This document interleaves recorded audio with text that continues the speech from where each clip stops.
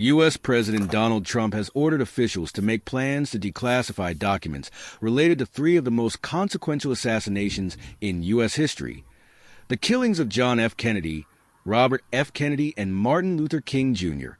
A lot of people are waiting for this for years, for decades. Trump told reporters in the Oval Office on Thursday, and everything will be revealed.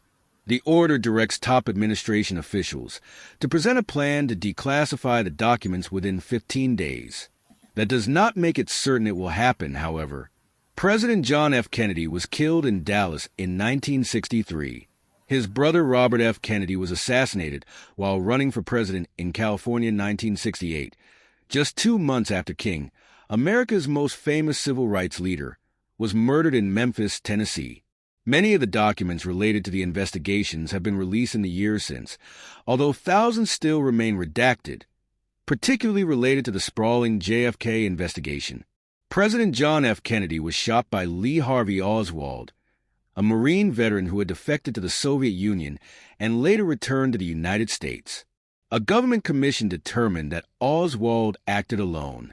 However, unanswered questions have long dogged the case, and have given rise to alternative theories about the involvement of government agents, the mafia, and other nefarious characters, as well as more outlandish conspiracy theories.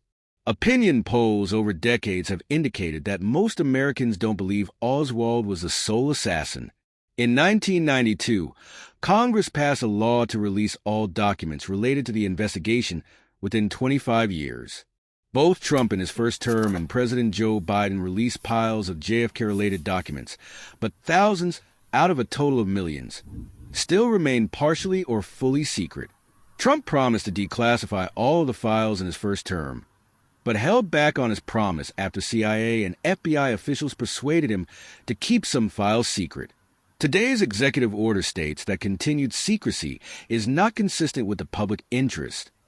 As a statement of intention, it's great that the president has put his promise into words on paper. That's important, said Jefferson Morley, a former Washington Post journalist, JFK assassination expert, and editor of the online newsletter JFK Facts. But the details and implementation are everything. This process is just beginning. How exactly this is going to be carried out is not at all clear, he said. Recent document releases have revealed new details about the circumstances surrounding the assassination, including about the CIA's extensive monitoring of Oswald. In 2023, Paul Landis, an 88-year-old former Secret Service agent who witnessed the assassination at close range, said he took a bullet from the car after Kennedy was shot.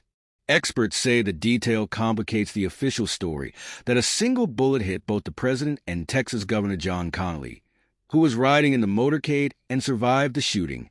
Mr. Morley said new information has cast further doubt on the theory that Oswald acted alone and predicted that a full release of all the redacted documents could add significantly to public knowledge.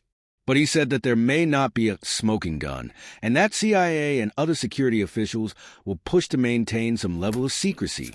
This story is not over, he said. During the signing ceremony at the White House on Thursday, Trump asked for the pen he used to sign the order to be given to Robert F. Kennedy Jr., who is RFK's son, JFK's nephew, and the president's nominee for health secretary. RFK Jr. has long cast doubt on the official narratives about his uncle's assassination, as well as that of his father, Robert F. Kennedy. Kennedy Sr. was killed in a Los Angeles ballroom by Sirhan Sirhan, a Palestinian man angry at U.S. support for Israel. RFK Jr. has spoken to Sirhan in prison and has stated that he does not believe Sirhan killed his father, although other Kennedy family members reject that claim. Martin Luther King Jr. was shot to death by white nationalist James Earl Ray. Members of the King family have alleged Ray did not act alone and was part of a larger conspiracy.